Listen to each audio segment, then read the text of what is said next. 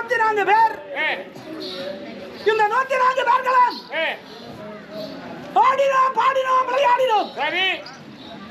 எந்த நேரத்தில் பார்த்தாலும் எந்த ஒரு ஒதுக்கப்புறமான இடம் பார்த்தாலும் என்னை தொட்டுக்கிட்டே இருப்பான், அடித்துக்கிட்டே இருப்பான். யாரு?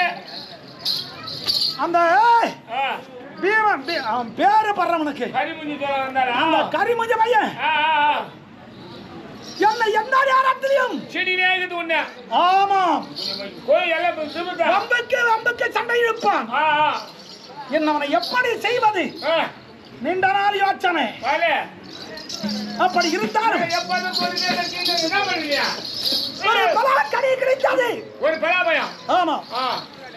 அந்த பலாக்கனியை அறுத்து அதில் தலையில எடுத்தால் 104 தான் இருந்தது. அதுல பலாபயத்தில் 104 சொல்லதான் இருந்தது. ஏண்டா நாம் இருப்பது எத்தனை பேரு? நீ ஒரு 100 ஒரு 104 பேட்டா. இந்த 104 பேருக்கு தாவன்னு கொடுக்க வேண்டியதானே. ஒரு ஆளுக்கு ஒரு சொல்ல கொடுக்கறதா? அப்படி செய்யவில்லை. அந்த பீமாச்சான பேர் பாதியாக பகத்தாவன். அதுவே நீனுமா 101 பேருக்கு 104 சொல்ல கொடுத்ததானா நினைச்சேன். ஆனா அது பீமாச்சான வேணான்றான். பேர் பாதியாக பகந்தானே தகுமா? ஏன் பகந்தானே?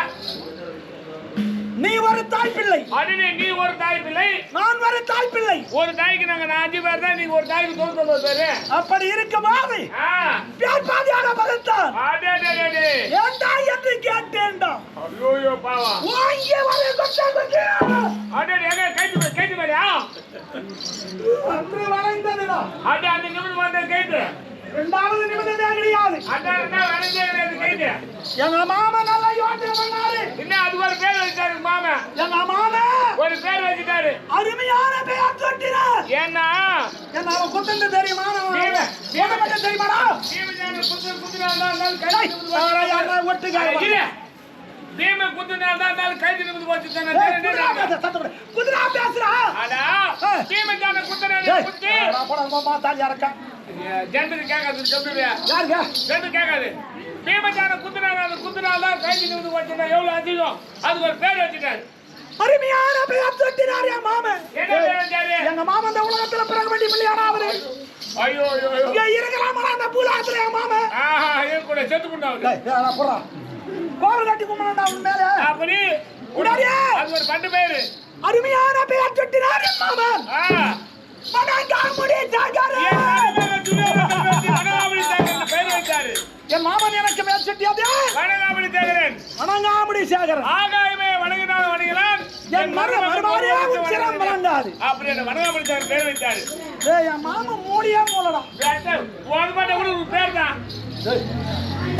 இல்ல ஒரு மட்டும் பேர் தான். அந்த பேர் சொல்லினா இது மற்றவருக்கு தெரியாது. ஆமா ஆமா. அத பிறகு யோசித்து இந்த பீமச்சரன் என்ன செய்யலாம் என்று யோசித்து விஷங்கலந்த சாதத்தை கொடுத்தேன். பலே பலே. என்ன சமயம்? நீண்ட நாள் கழித்து விஷங்கலந்த சாதத்தை கொடுத்தேன். நம்பினார்கள். ஆமா. நம்பிய பாரதி அந்த விஷங்கலந்த சாதத்தை நான் ஒருவனையே பசிக்க போகிறேன் என்றான். அப்படியா? நமக்கு நேரம் நல்லா இருக்குது. இவன் இந்தியாத்திலே ஒழிஞ்சு வந்தான். அப்படி என்று பார்த்து உடனே அந்த விஷயங்கள் அந்த சாதத்தை புதித்தான். சாவுக்கு சமமா பூமியில சாய்ந்தான். அந்த நேரத்திலே நானும் என்னுடைய மாமா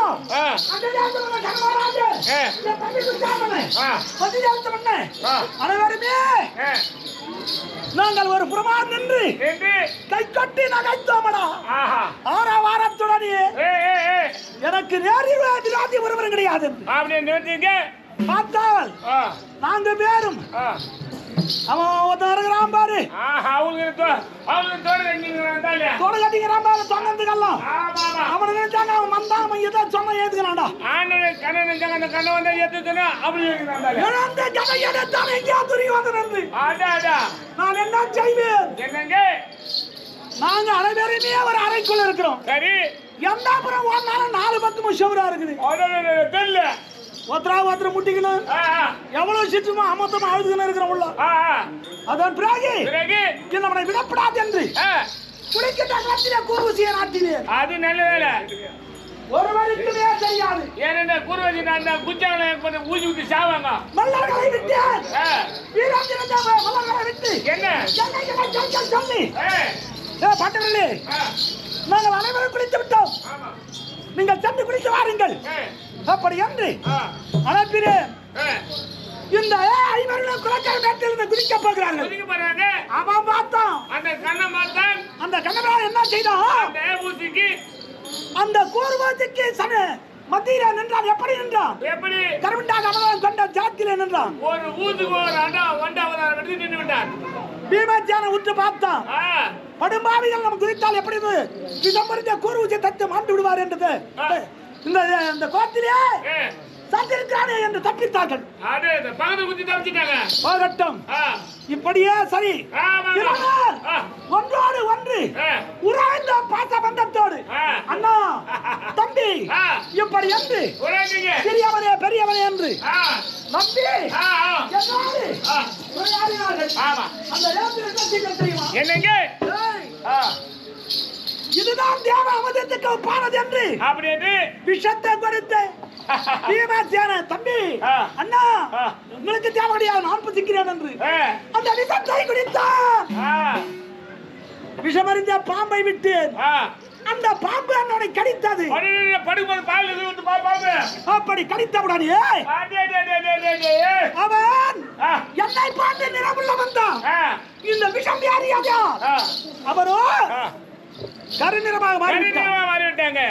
வீசி எறிந்தேன். எவ்விடத்தால் தெரியுமா? எப்படி? சமுதிரத்தில் வீசி எறிந்தேன்.